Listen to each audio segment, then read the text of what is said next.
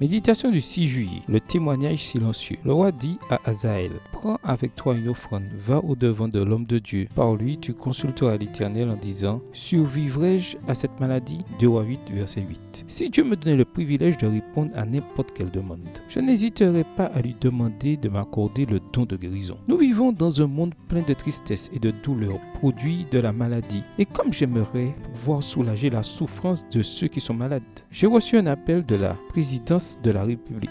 Une mère inquiète pour sa fille qui avait un lymphome de Hodgkin leur avait écrit pour demander de l'aide.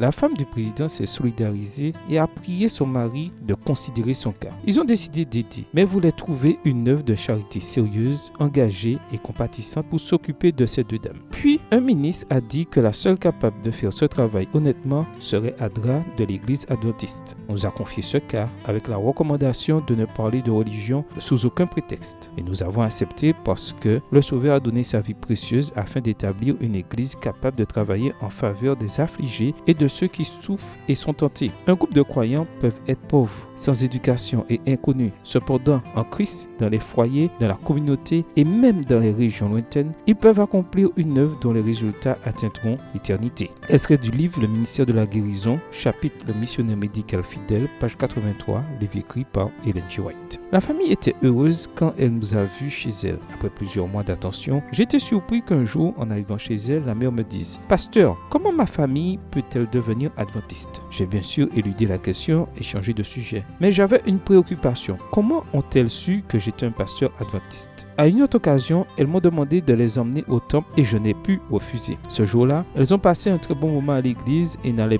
plus manquer une seule rencontre. Nous avons fait tout ce qui était en notre pouvoir pour accompagner cette famille tout au long du processus. Notre attention désintéressée les a fait tomber amoureux de Jésus et j'ai eu le privilège de baptiser toute la famille. Quelle joie et quelle satisfaction de pouvoir apporter la guérison physique et spirituelle. Aujourd'hui, tu peux aussi être un instrument de Dieu pour apporter la santé et la restauration aux autres. Bonne journée à toi et que le Seigneur te bénisse.